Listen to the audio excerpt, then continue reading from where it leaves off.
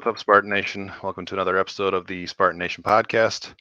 Matt Lonsberry, your host here with my co-host Aiden McCrone.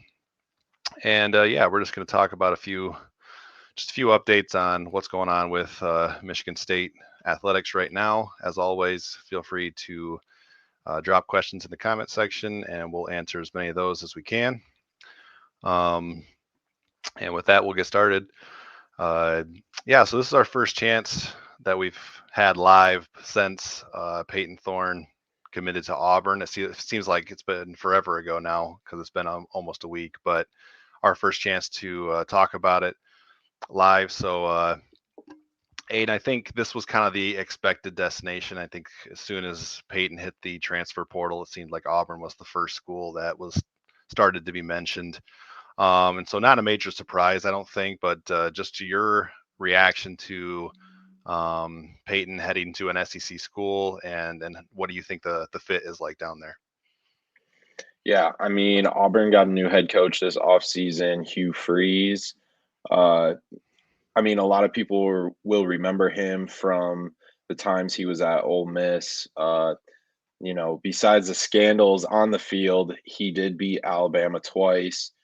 But I will say he did have a losing record in the SEC, which I think a lot of people just kind of overlook that because he Yeah. beat Alabama. I think it was back-to-back years. Um, so yeah, I mean, breaking in a new quarterback, he's been pretty good with the quarterbacks he's had.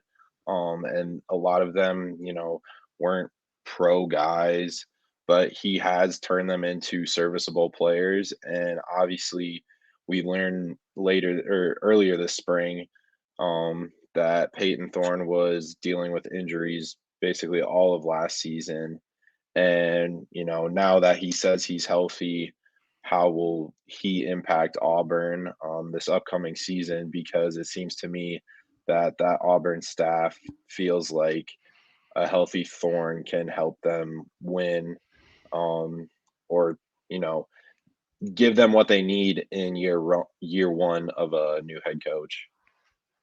Yeah, we talked about, I think maybe last time we were on, how few quality quarterbacks are in the spring transfer portal window. And that was going to increase Peyton's value, regardless of what happened last year. And Auburn definitely was in need of adding another body there. TJ Finley was, I think, started the year as their starter last year. He gets hurt, um, gets replaced by this Ashford kid, Yeah, who kind Robbie of finished Ashford. Robbie Ashford, who finished the year for Auburn. But like you said, with the new coaching staff in there, um, they wanted to kind of like cast a wide net, and everybody's kind of starting from uh, from scratch there as far as making an impression on the coaches. And clearly, they thought that they needed to bring somebody in, and hey, if Peyton's healthy, um, I think I think he proved in 2021 that he's a good serviceable quarterback when healthy. Um, Last year didn't go the way any of us expected it to for him. But I don't think he as a quarterback is as bad as he looked at times last year, and perhaps he's not as good as he looked at times in 2021. I think it's somewhere in the middle. Um, and so yeah, if nothing else, I'm really intrigued to see how he performs down there. I'm going to be keeping an eye on that as the season kind of progresses. We probably won't talk about Peyton much after tonight's episode, just because I feel like we've talked about it quite a bit. And now that he's officially going on to Auburn, it's like, okay, we can put a pin in it. But um, the discussion might come up partway through the season of how he's doing. How is he doing compared to how Michigan State's new starting quarterback is doing? So it's going to be really interesting. I know it's apples to oranges a little bit when you're comparing two different teams, but there's definitely going to be comparisons to how he's doing down there in the SEC to based on how either Noah Kim or Caden Hauser are doing up here. And so I'm just really intrigued by that. Yeah, I mean, but yeah, you talk about the Noah Kim, Caden Hauser. I think, we're also still holding out on Keon Coleman. We're still waiting on his decision. And I know people are saying he's being linked to Auburn. He did take a visit to Florida State this past week, and then I think he's at Ole Miss right now. Yep. And people are, yeah, so he's also being kind of linked to Auburn. So we'll see how that goes. And just for Peyton's performance, I remember after the Washington game, I did write an article saying, look, Payton Thorne is still, he still looked the part as the starting quarterback. I think people got a little restless after that game, just the way it went because Washington was breaking in a new coaching staff and, you know, were expected to not be that good. And then they ended up being really good and a top 10 Right. team in the country. And I wrote an article, it was like Payton Thorne, like you still should believe in him. And, I thought he played well that game. And then it did, like start to drop off during Big Ten play. The Minnesota game, they struggled. I don't think the starter scored. I think the backups were the ones that ended up scoring Right. their only points for that game. So yeah, I mean, yeah, like you said, Payton Thorne showed some glimpses, and I think that's really what Auburn is buying into right now is just kind of turning those glimpses into more consistent play. Yeah, I mean, I was kind of curious to where Michigan State's the fan base was, like the attitude towards Peyton now that he is officially on his way out. But at the same time, he did graduate from Michigan State. Like he has a degree now from Michigan State. And so I was a little bit curious about what people's thoughts were towards him. And so I posted a poll on our Facebook page, and that's exactly what I asked. I said, which best describes your attitude towards Payton Thorne after he transferred to Auburn? And the options I gave were, I'm rooting for him. I hope he flourishes. I hope he does well, but not too well. Indifferent. I don't care how he plays, and I'm rooting against him. I hope he fails. So I kind of gave, a pretty wide variety there, and I was pleasantly surprised with the results of the poll. It's been up for a little over 24 hours now. 41% actually say that they're rooting for Peyton and hope he flourishes, which I am surprised about. Like I thought that would get um, some some people would vote that way, but I wasn't expecting 41% to vote that way. 5% voted hope he does well, but not too well. um, I expected a little bit more there because I can kind of see how, yeah, I'm not going to root against the guy. I hope he does okay, but maybe not better than Michigan State's next guy. Like I guess that would be a reasonable answer. The one I expected to do the best was indifferent. I don't care how he plays, and that is leading the poll at 50% of voters, and then only 4% have voted rooting against him, hope he fails. So again, based on some of the comments that I've read underneath our stories about the transfers and things like that, I would have thought that more people were anti-Thorne or uh, rooting against him. But again, pleasantly surprised by the results of those polls. 641 votes. I know that's a small sample size of the fan base as a whole, but thought that was interesting. So I guess I'll pose the question to you, Aiden. It's just as a Michigan State student. Your thoughts on Peyton, like final thoughts on Peyton heading to Auburn. Yeah, I mean, I wish him the best. Like I hope he flourishes too. Obviously, I mean, it's hard to root against any player really. Just I mean, like he really didn't, like his performance obviously wasn't what fans wanted and was a little bit underwhelming last season. But just as a person, he seems like a perfectly fine person. Like there's Yeah, no reason to be mad at him for any reason. And obviously, you can't entirely put the blame on him for the fan, you can't put the blame on him for the fan base torturing him. And obviously it was part of his performance, but he really didn't like hurt anyone all of sure. last season, and he seemed to be the leader of that team, and someone who was well liked by his peers and by his coaches. So I mean, just for that reason, like obviously, like wish him the best. And yeah, that's where I'm at. Yeah, and I think it kind of, I mean, again, it's a small sample size, this poll that I put out, but it kind of once again proves the fact that um, the worst part of every fan base seems to be the loudest part of every fan base. So I Hmm. think that's kind of a case right here too, where the angry mob portion of, and this goes for every fan base across the country, but the angry mob portion of the fan base, they're going to be the loudest. They're going to make sure their voices are heard. And most reasonable, level-headed people probably aren't in comment sections sharing their opinion all that much, unless it's a positive thing. So good to see. But yeah, and I will kind of reinforce that. Um, just kind of when Peyton was available for media availability, all that, he was always generous with his time. He did come across as a really good dude. So tough to see him walk away. Would have liked to see him get a chance to maybe re-earn that starting job and kind of prove some of those doubters wrong at Michigan State this year. But he'll still have that opportunity at Auburn. You mentioned Keon Coleman a little bit earlier. He did take a visit to Florida State. He's currently on a visit, or at least I think he went to Ole Miss yesterday. I don't know if he's still down there in Mississippi right now or not, but um, he is in that process of kind of exploring his options. And so we can kind of transition into that.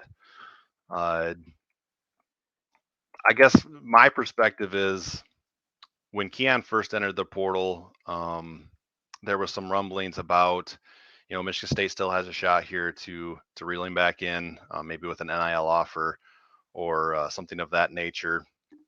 I'm not completely closing the door on that, but it does kind of feel like to me, the longer this kind of stretches on, the less likely that option is. So, where are your thoughts at with Keon at the moment? Yeah, I'm kind of along the lines with you that he seems more out the door than more likely to come back. I mean, the list of visits he's taking keep adding up. Right, We didn't really hear about Ole Miss or Florida State like when he initially entered the portal. We heard, I mean, we might have heard Florida State, but we heard USC, Tennessee, Miami, and LSU right, mainly. So yeah, hearing Florida State, hearing Ole Miss, potentially hearing Auburn now as well. Like if these visits keep adding up, or these kind of teams of interest keep adding up, my guess is he's for sure out the door and not gonna come back to MSU. And it did seem like he liked his visit to Florida State. He did post a lot of pictures there. right. So yeah, we'll see where that goes. I mean, I would think he'd commit within the next couple of weeks, so that will be something to keep an eye on in the near future. Yeah, I had heard, and this isn't like verified or anything like that, but I had heard that he's going to kind of continue to take visits throughout the month of May, and then has like the end of May as kind of his target date Mm. for a decision. I don't, again, that's not like confirmed or anything like that, but that's just something that I heard, kind of through the grapevine a little bit. Um, but yeah, he has heard from a lot of different teams since entering the portal. There was a graphic that went up a few days ago on Twitter that showed uh, like almost 60 teams had reached out and contacted Keon since he had entered the transfer portal. We know a few schools had contacted him before he had even entered the transfer portal. And I think that number, I think it was 59 when that graphic went up, and I think that number has even grown since then. But it's kind of interesting to see some of the teams that were on that graphic. I was surprised a little bit to see Michigan on there, for instance. I guess maybe I shouldn't be, because Keon's a good player, and he's going to get interest from a lot of different schools, but I don't think Michigan has any shot. Period. Georgia's on there. Colorado, of course, is on there because they're just reaching out to just about anybody. TCU, Georgia Tech, Texas A&M, Nebraska, Kentucky, USC, Tennessee, Oklahoma, Maryland, Notre Dame, Auburn is on here. So yeah, obviously a very wide net of interest. Um, so yeah, just it'll be interesting to see how this kind of recruitment period for him plays out as well. And I do want to address the Auburn thing a little bit, just because when Keon and Peyton first entered the portal, there was I don't want to put it. There was a report out there that uh, Peyton and Keon didn't. Yeah, Keon didn't really they don't want to play. play that They much don't with. want, Yeah. yeah, they didn't want to play with each other, or Mhm. Keon didn't want Peyton to be his quarterback. Right. And then like a few weeks later, like the day that Peyton commits to Auburn, there's a report out there that Keon's going to go visit Auburn. Well, that didn't kind of those two stories don't really mix together. I don't think the Mhm. Auburn visit ever happened. Um, if it did, Keon never posted pictures, and word never got out. So I highly doubt that Auburn visit actually happened. I don't know where that report came from, but it doesn't sound like uh, Auburn is in the picture at this time, at least. Mhm. Um, so, but again, there's more drama kind of to the whole situation with Peyton and Keon. I did again, this is all secondhand stuff. It's not verified reporting by me or anything like that. But I did hear that Peyton and Keon did have a conversation after that initial story came out. Um, and there was a picture on social media of them all at like a Lansing Lugnuts game together too. Like Peyton and Keon were there, and several other Michigan State players. So it doesn't seem like there's any like personal beef between Mhm. the players or anything like that. It's just kind of one of those things where Keon's doing what he thinks is best for him. Peyton's now doing what he thinks is best for him, and that's just the way it is. So, uh, yeah. So it's hard to say that Keon's leaning one way or another right now as far as uh, a team that he's leaning towards. Obviously, Florida State and Ole Miss got visits, so you can kind of put them up as some of the top contenders. I definitely believe LSU will continue to be a contender for him. USC for sure. Tennessee wouldn't surprise me, um, but I'm just gonna have to wait and see a little bit longer to see how many more visits that he takes and to see how this plays out. And then again, maybe Michigan State does throw a bigger NIL opportunity at him, and that's enough to bring him back. I would just put the chances of that at a pretty low percentage right now. We do have a question here from Joey. Do you guys think Tucker and the other coaches are still trying to convince Keon to stick around, or is it more the ship has sailed, next man up? Um, I think I'm sure Tucker and the coaching staff have made their pitch. I'm sure they've done their due diligence as far as looking to outside sources to try to get that NIL opportunity for Keon. I would imagine Michigan State is close um, as far as a dollar amount that they're offering. And when I say Michigan State, I don't mean the university. I mean the collectives that support the universities and such. I know it's all confusing nowadays, but so yeah, I think they did their due diligence. I don't know right now specifically if they are still pursuing him or not. Um, so we're just gonna have to wait and see at the end of May, kind of where things stand. Any thoughts on that, Aiden? Yeah, well, I mean, Tucker was at the Nuggets game with Ishbia last night, so that Yeah, might be why he was there.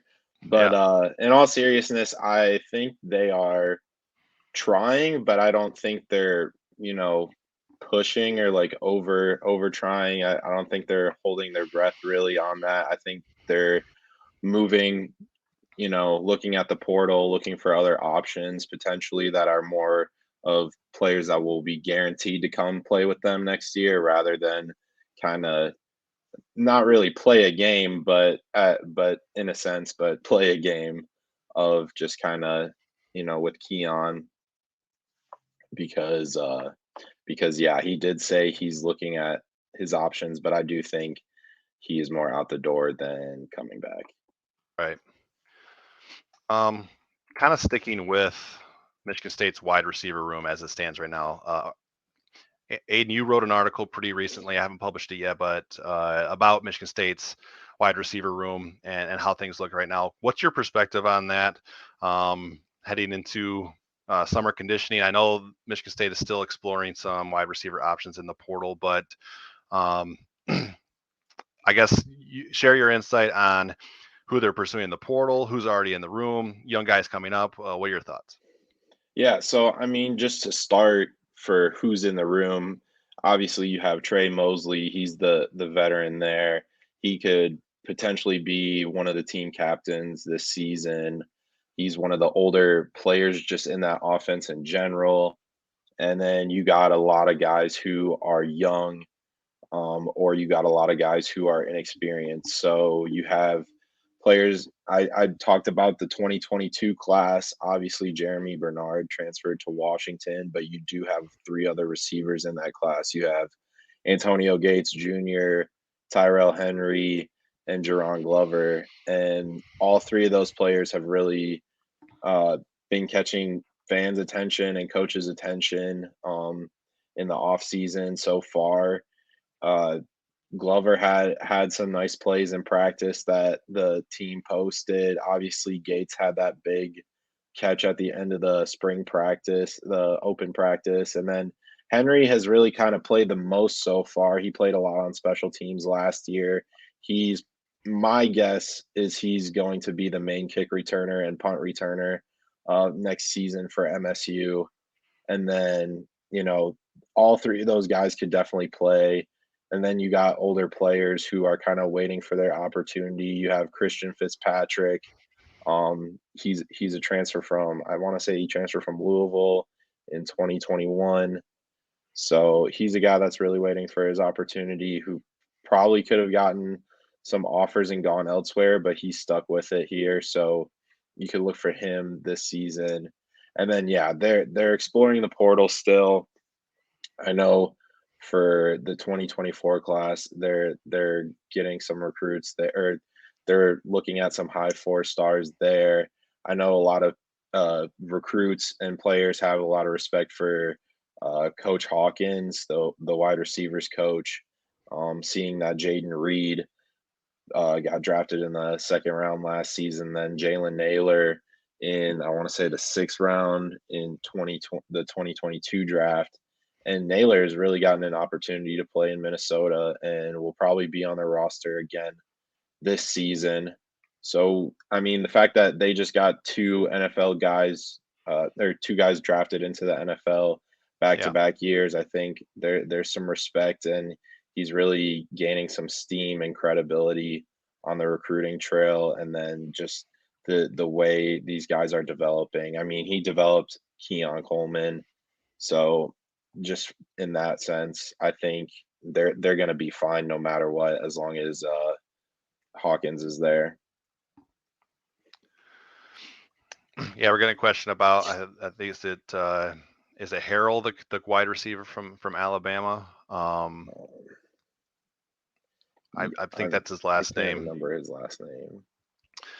Yeah, I haven't heard any like new specific update about him. I think he was on campus, but Michigan State's keeping their like official visits for the transfer portal pretty close to the vest right now, so it's kind of hard to say. I definitely think that he's an option. Um, I've heard some rumblings about AJ Henning from Michigan. I don't know again how realistic that is for an option. There's a Division II wide receiver from Grand Valley who has I think he's been offered by Michigan State. He's probably, I mean, if he's at Grand Valley, I'm sure he's been Yeah. on campus at Michigan State. And this Mhm. isn't just your typical Division II player trying to make a huge leap. Like this guy is a pretty coveted guy right now. I know Texas A&M has also offered him, and if Texas A&M is involved, then there's probably a lot of money involved. Number one, or I mean, I don't know for a kid of from Grand Valley State, but if Texas A&M is interested, that means that you can play football at a high level. So yeah, that would be one to keep an eye on as well. Um, Things have just been a little bit slower than I anticipated, maybe slower than fans anticipated when all this kind of stuff started happening. Um, as far as like Payton entering the portal, Keon entering the portal. Charles Brentley stepped in for a couple of days and then withdrew his name, and you kind of got the sense because things were happening so fast then that Michigan State would also move quickly to add some pieces. That hasn't really played out. Maybe that was just unrealistic expectations on our part. But it has been interesting that I'm surprised that not one wide receiver has been brought in yet. But Michigan State has added some guys on the defensive side. Um, Names are escaping me right now. I know a safety from Cincinnati, Amarian Smith. TCU. Keon Stewart, I want to Yeah. say from TCU was a recent addition. That's a guy who can immediately is going to be in the two deep, I think, for a cornerback rotation. Maybe he's a starter.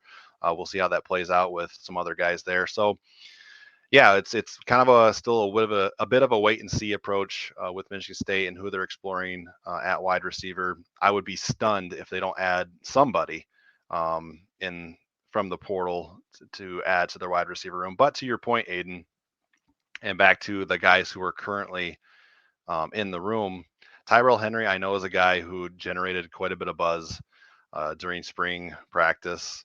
Obviously, Antonio Gates Jr. He has the name with what his dad was able to do in the NFL. I think he's a Hall of Famer. Yeah. So obviously, his name adds a lot of, I don't want to say pressure, more like expectation to Antonio Gates Jr.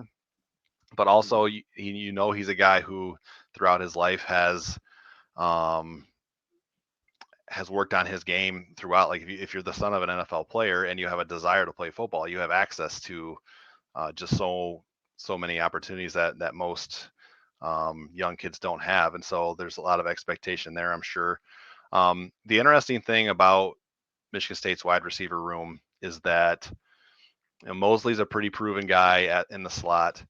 Um, and I like the young options that Michigan State has there. It's just that we haven't seen it yet. We haven't seen any proof in the pudding on the field type of thing yet from those guys. Doesn't mean they can't play. Doesn't mean that Michigan State's in trouble. It's just that we have to see it before we really know what to Right. expect. So, any other thoughts on the wide receivers?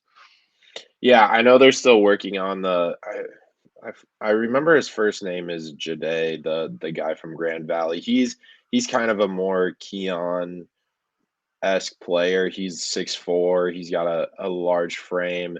The receiver from Alabama, can't remember his name, but he's more of a speed player. I think he's like a 5'11", like 6 foot kind of guy that's a track star. And then I can't remember the name of the guy from Nebraska too. I think he's still uncommitted, and I know he did take a visit to the spring game. So just those three guys, I think they're still working on them, and I'm sure they're still trying to find some other guys in the portal that they can get before June. Right. I know you mentioned Christian Fitzpatrick a little bit earlier, Aiden, but just any follow up thoughts with him? Yeah, I mean, I do think he is a real option right now. Obviously, that Keon Coleman is gone, and likely if he doesn't come back, he's for sure an option, potentially a starter. I think it really depends on that sophomore class coming up with Jerron Glover and Antonio Gates Jr. and how those two will play in summer and fall camp. And depending on that, I think Fitzpatrick is a real option either way. Right. Um, Moving on a little bit to, I want to talk about a little bit about Michigan State's recruiting for 2024, and they're off to a bit of a slow start in terms of numbers, um, but they have added, or they have a couple of four-star corners in their recruiting class in Jalen Thompson and Jamari Howard. Jamari Howard being a fringe top 100 type player, and I know a lot of programs are still after him. Florida State again is one of those programs who is heavily involved in his recruitment, trying to flip him. But for now, he's still committed to Michigan State. But I wanted to ask you, Aiden, where is your level of concern, I guess, with the 24 class, just based on the low numbers on April 10th or May 10th here? Um, are you concerned at all? Not really. I think after July, when you have visits, and I mean they still have a ton of official visits scheduled. I mean, a player that comes to mind is Nick Marsh. He was committed Yeah, to MSU, and he still has scheduled his official visit in July. So, or June. I can't remember. Yeah. I'm so burnt out. I can't remember, but yeah, It's all good. the yeah. So, anyways, I do think that they will probably lose some guys that will be committed. I don't know if it's Howard or Thompson or somebody else, but I do think they will lose guys, but I do think they will get a lot of numbers come visit season, and then as they work into the season, they did get in 2022, they did get all pretty much all their commits and had a top 25 class before they even went 11-2. Last season, a little bit of the same before they went 5-7.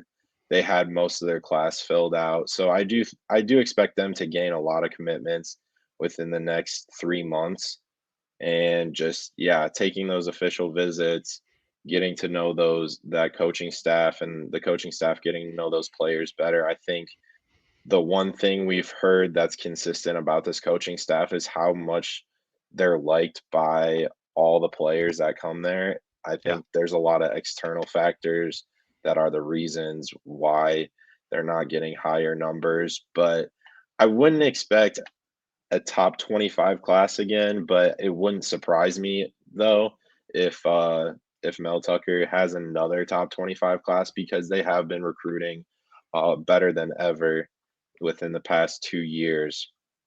So that's something. But just the way they've handled the transfer portal, I I'll be interested to see the numbers, because they didn't get the numbers they thought they would get out of high school recruits last season, and I Right. think this is really a year for them to prove that they're going to be more committed to getting high school recruits, and getting more than 20 guys out of high school.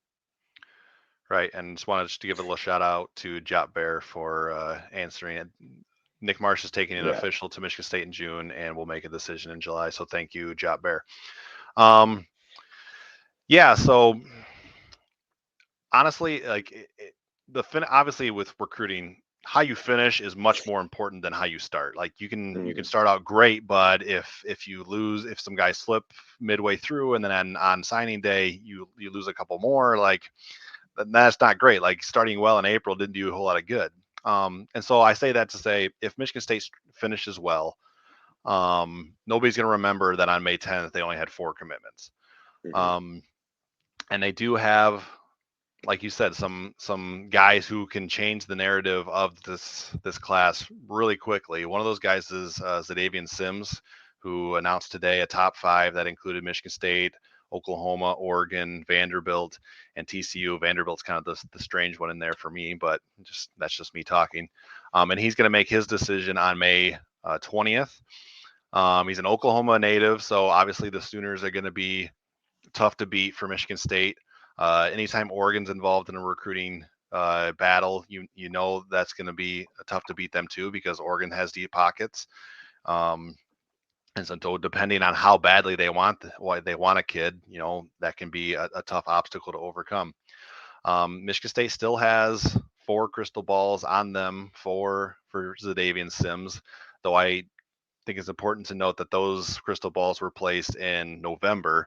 And in November, Marco Coleman was still the defensive line coach. Brandon Jordan was still on staff as the pass rush specialist. Obviously, those 2 guys are gone now.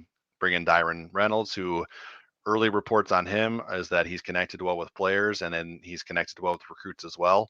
So good on Mel for bringing in a guy who can kind of immediately jump back into things as far as on the recruiting trail with the defensive line. So we'll see how that plays out. But that's a guy who, if Michigan State can go into Oklahoma and steal a guy from OU's backyard, that's a huge win, and immediately again changes kind of the perspective on what we've seen from the class so far. Nick Marsh coming in July, that decision, a guy that who was already in the class decided to step out, take a little bit more time to make sure he was making the right decision. But by all accounts, again, Michigan State is right there in his recruitment still. Um, so yeah, we just kind of got to see how these different things play out. But once again, Mel Tucker and his staff, as much criticism has been launched their way over the last calendar year, and a lot of it warranted, some of it maybe not.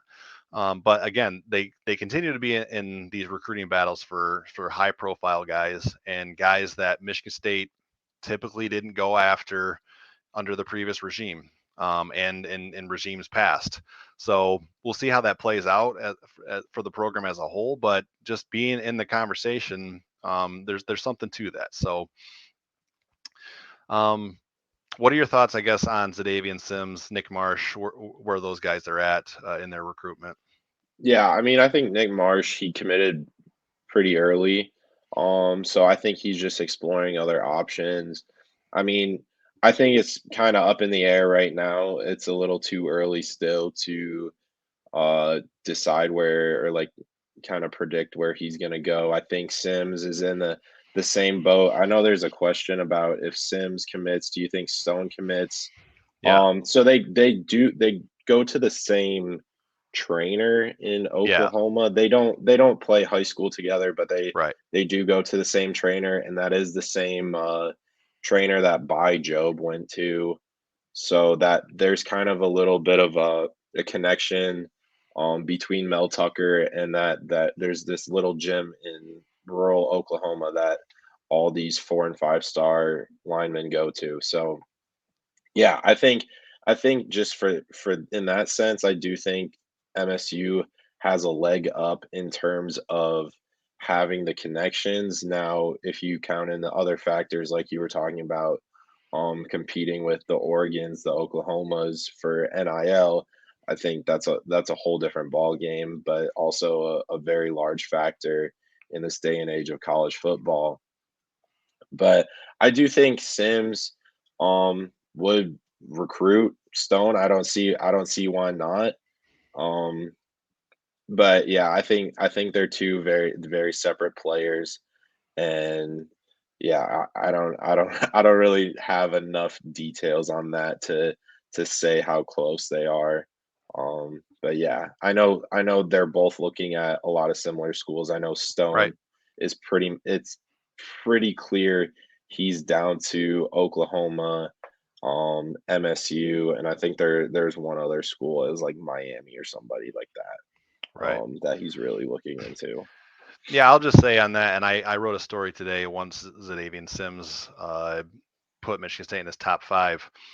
I don't think that those two are guaranteed to play together in college, but I will say if Michigan State does land Sims, that can only help your recruiting efforts Right. with Stone to say, hey, buy Jobs from Oklahoma. We brought him in. I'm sure those guys know who know each other, at least on a semi-regular basis. And then Sims and Stone going through the same trainer. I'm sure they've had some discussions over the last several months or maybe a year or so. So yeah, it certainly would help. Um, but yeah, those are individual recruitments. That's not a package deal or anything like that. But again, it wouldn't hurt. I'm gonna backtrack a little bit because we had a question a little bit earlier from Thad, asking, would you rather play veterans and key positions, go 6-6, you get a bowl game, or young talent, uh, give the young talent a chance to shine? I don't know that these two things are entirely separate. For instance, I don't think by playing the young talent that you have a higher risk of missing a bowl game. That might not be the case. So yeah, I think earning bowl eligibility should be the baseline goal for this season, just based on the schedule that they're going to face, the roster turnover that they've experienced, with guys going to the NFL, and then some of these guys that have entered the portal. There's a lot of as you mentioned, key positions that need to be filled, and roles that need to be kind of ironed out. So yeah, I don't think these two things are separate. As far as what's better for the future, um, that's probably playing the young talent. I would guess, but again, immediate future or long term future, because if you are sitting a veteran who can help you immediately, maybe that hurts some of the recruiting momentum that you've got because you're not performing as well as a team, and so prospects look at that and say, well, you went 5-7 again, so I'm not really going to consider you. So it's a kind of a complicated question, but I don't think the two things are. I don't think it's a black and white situation. We'll just have to wait and see who wins those jobs, and whether it's a young guy or one of the veterans. Yeah, I think no matter who you add in the portal, you're still going to have one of the hardest schedules in the country. Right. And so just for that reason, I think they have as good a chance of going 6-6 with the young guys than they do, adding some transfer veterans.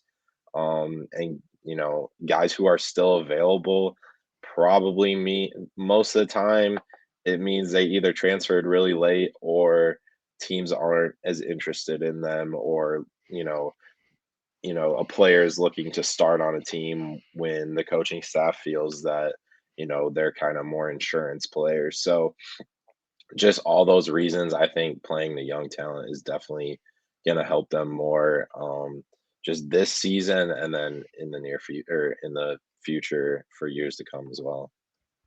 Right. And just another question from Cameron that I wanted to get to. What's the scoop with Big Ten teams not playing Power Five non-conference games once UCLA and USC join the Big Ten? And then takes a dig at Michigan's non-conference schedule, which has been trash. It will be trash this year in 2023, and it was really bad last year too.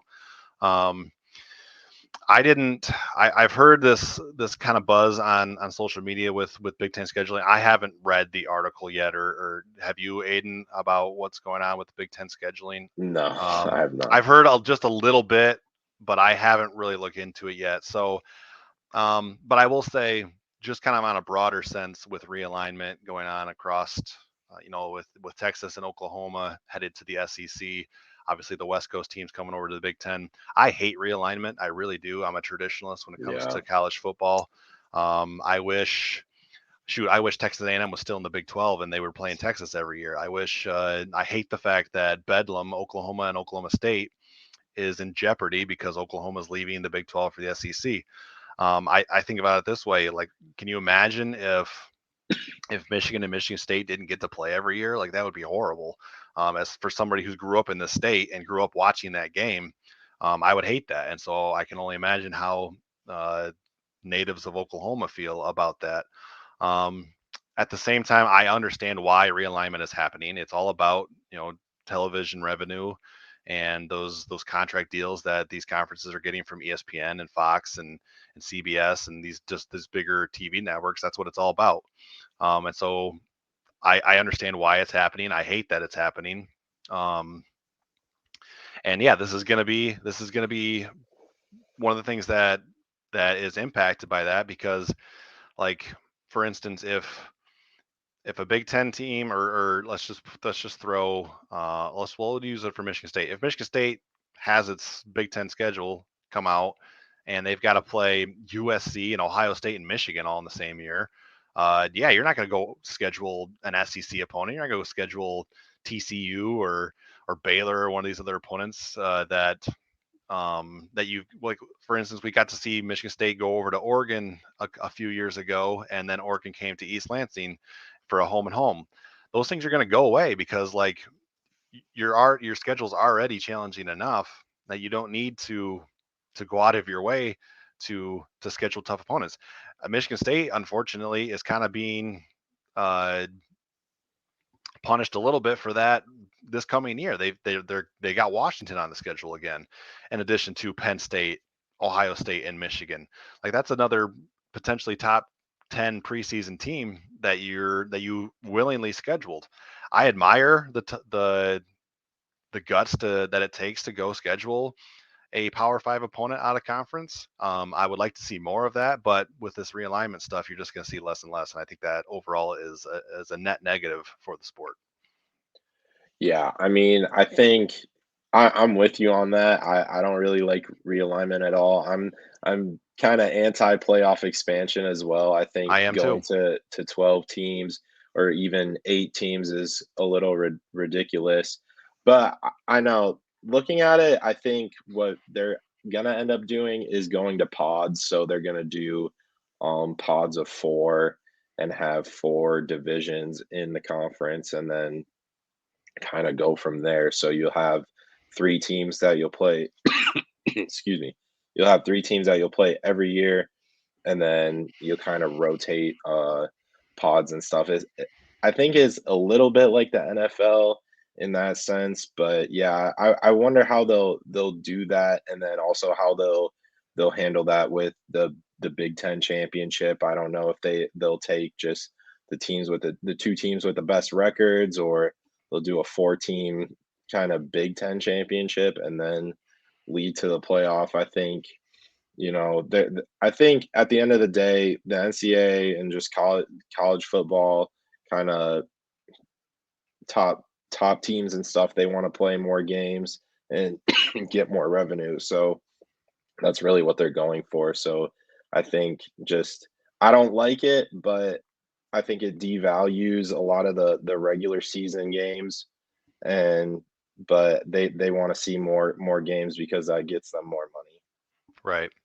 And I'm with you on that too. As far as the expansion of the playoff, those graphics you see at the end of every season, where if we had 12 teams, such and such would be playing who and such, and I get all that, and sure, it's fun to think about. But to your point, the regular season games are gonna, like, there's a cost to that too, and that is regular season games don't mean quite as much as they used to. Just think about, I know Ohio State and Michigan both went to the playoff last year, and it was the first time that the Big Ten conference had two playoff teams. But just think about how important that game was in the grand scheme of college football. You throw in a 12-team playoff, and yeah, it's still Michigan Ohio State, and it's still the game, and as far as like Midwest games, it's still at the top of the list, but there's not that added sense of urgency there. Whereas we have to win this, or we have no chance at playing for a national championship. So some of that's going to be lost, and that's unfortunate.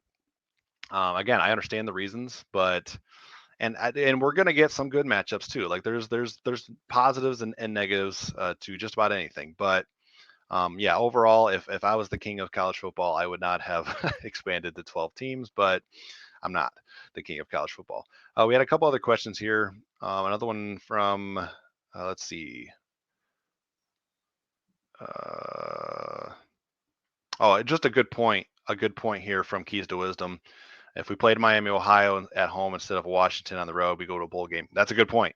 That's you're probably right about that. And that's again the cost of having guts and scheduling a Power 5 opponent. Now I don't know when it was announced that Michigan State would play a home and home with Washington. But I know Washington, going back a few coaches, Steve Sarkisian was there for a little while and kind of had them kind of on an upper trajectory until I think he went to USC, and then eventually he got in some trouble and got fired there. But then Chris Peterson comes in, leads Washington to the playoff. That was probably around the time maybe that Michigan State had scheduled this home and home.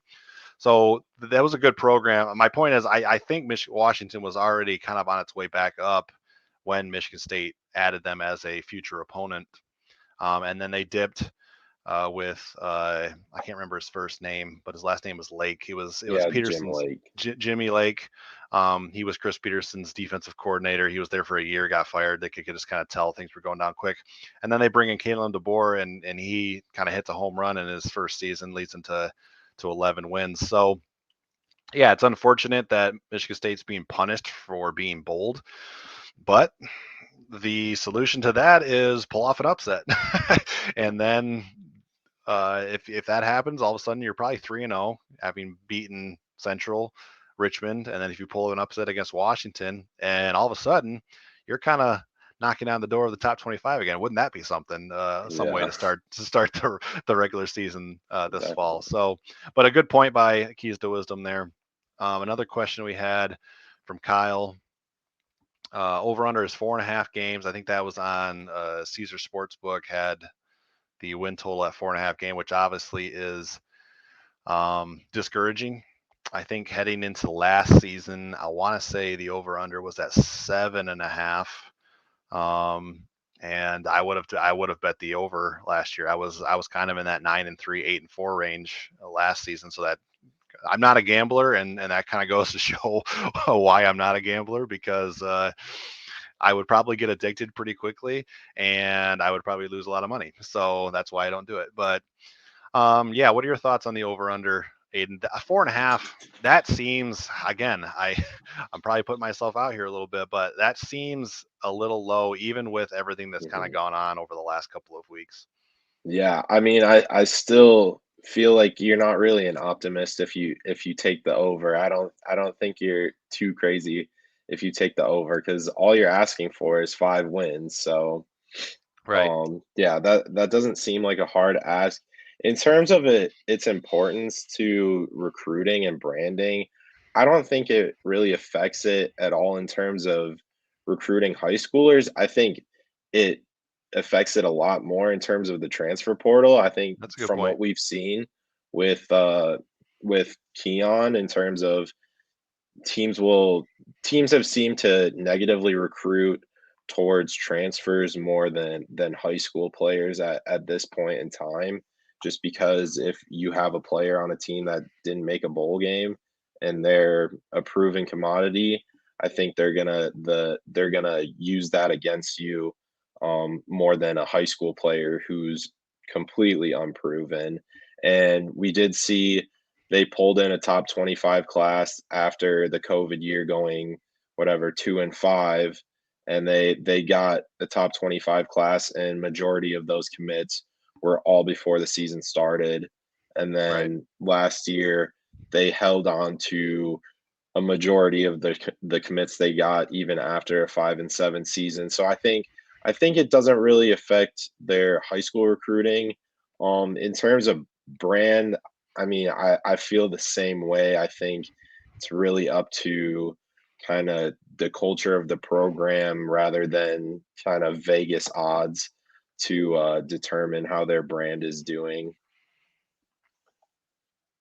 Yeah, and part of that too is if Michigan State can still get guys on campus despite the 5-7 record last year, that gives the coaches an opportunity to explain firsthand, hey, this is where things kind of went off the rails, and develop those relationships. I think we haven't seen it come to fruition as in the form of like commitments and verbal pledges so far in 2024, but we have seen a lot of interest from, again, those higher end prospects, getting them on campus. I know Michigan State is kind of in the fold for several 4-star running backs. One who's committed to Florida right now. They're bringing him on campus. So if you can get guys on campus and have those conversations, that's such a big key. Now, yeah, you've gotta. It is very important to show some progress this season. Um, after last year's disappointment, but we've talked about this a little bit. Progress doesn't necessarily have to be like the wins and loss columns. Now, obviously, that's the bottom line. Mhm. And so, if you go 6-6, if you go 7-5, you have proof right there on paper. Hey, we're trending in the right direction. But of Michigan State's 7 losses last year, 6 of them I think were by double digits. So can you be competitive against Michigan? Can you be competitive against Ohio State, Washington, Penn State? Can you go on the road against Iowa or Minnesota and come up with a big road win in one of those two games? Like it's little things right now that you've got to kind of build on to kind of get things headed back into the right direction, and that's what it's going to come down to. Um, Mhm. this was an interesting question that I'm going to throw up here from Cameron. What's your best guess? Which MSU player, either in basketball or football, has the highest NIL deal? That's a great question. Um, any thoughts on that, Aiden? I'm gonna say Tyson Walker. I think That's a I good. feel like that's an obvious choice, but maybe it could be one of the incoming freshmen, maybe Booker, Carr, potentially Akins or Hogard. But I think it's Walker right now. That's a good answer. I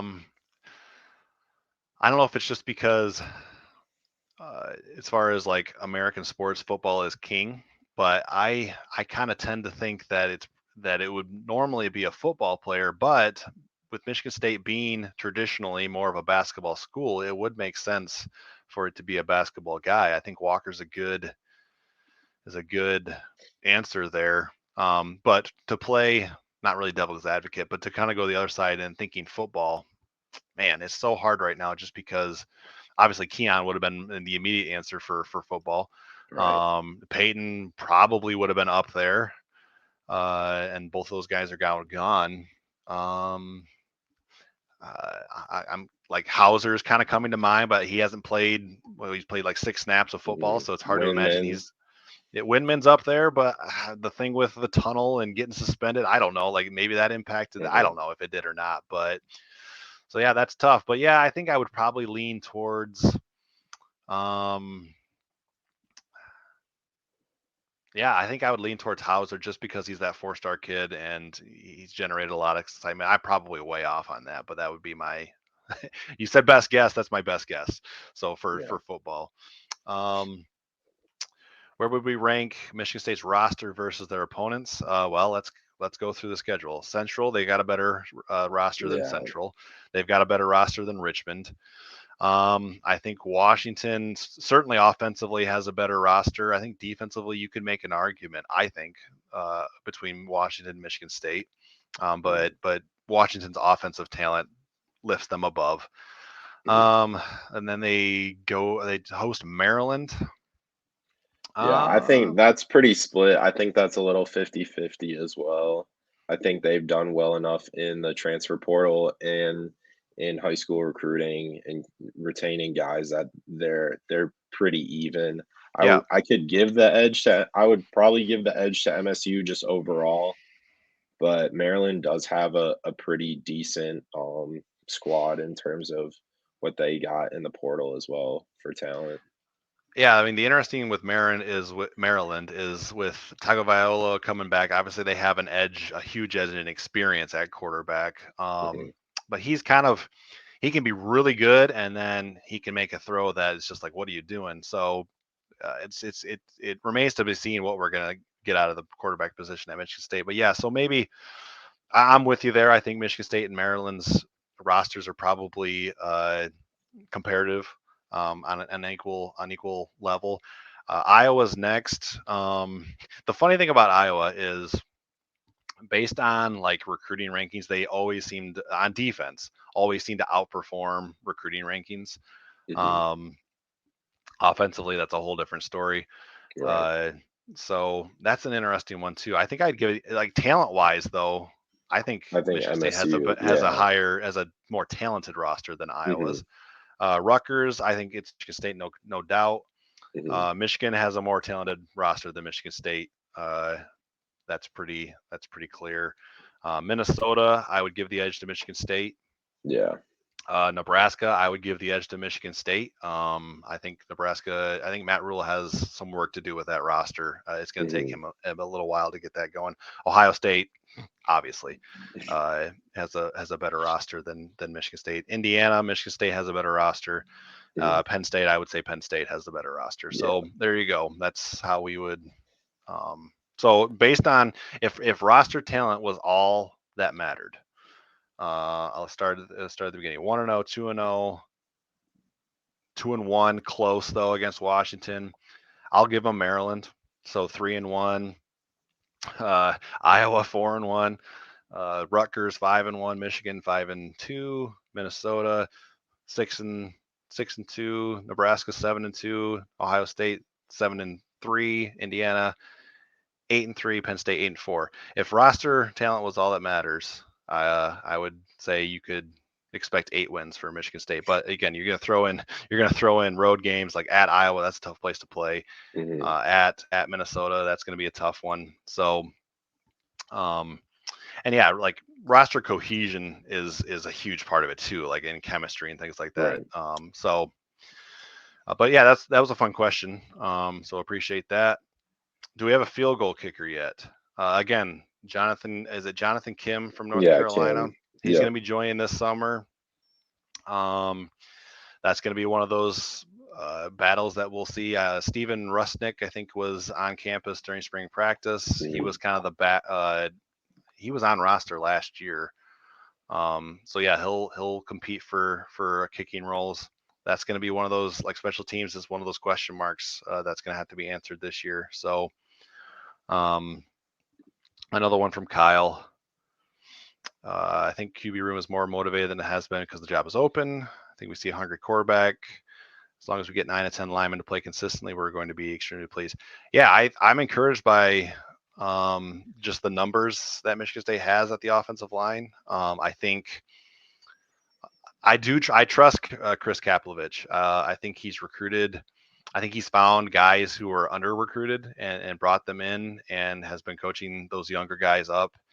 And we've seen that with Ethan Boyd, Gino Vandemark, like some of these guys who were the early commits for Kaplovich once he got here are starting to make their way into the rotation. So again, I don't know specifically what that's going to look like this year or how much of a leap they're going to be able to make or a jump. But I think that position group is trending in the right direction, and that's going to be huge for this program going forward. You have to be solid in the line of scrimmage. Um, so yeah, that's something to keep an eye on for this year as well. Well, we're over an hour. Aiden, do you have any final thoughts on any of the topics that we discussed today? No, I mean, just yeah, wrapping up the O line thing, I do think Kapilovic, they do have a good mix Yep. now of veterans and young players and kind of that freshman talent. They did recruit some JUCO players. I think they have a really good mix in terms of guys. And now that they're all healthy, I think you should see a large improvement in terms of line play, which will help the running game a lot more. And the passing their passing game was all right last season, but yeah, you should definitely see a lot more return in the run game. Yeah, I agree. I like the guys that they've got in the backfield with Nathan Carter, Jalen Berger another year in the system, Jaron Mangum in those short yardage situations. Maybe beyond that if he expands his role too. So yeah, there's some reason for optimism. I think that's where we're going to wrap it. Just thank you guys for tuning in. A couple more comments here. See if there's a question. Thanks for topics. Appreciate that, Cameron. And Keys to Wisdom for just filling our comment section and giving us some things to talk about. We always appreciate that. Appreciate you guys tuning in. If you're watching on Facebook, please go ahead over to our YouTube channel. It's at Spartan Nation Podcast. Hit the subscribe button. Obviously, there's no cost for that. It's just whenever we put out a video, it'll be in your feed. Um, if you're watching on YouTube, head over to Spartan Nation on Facebook, like and follow our page. We appreciate that. Thank you guys, and we'll see you next time.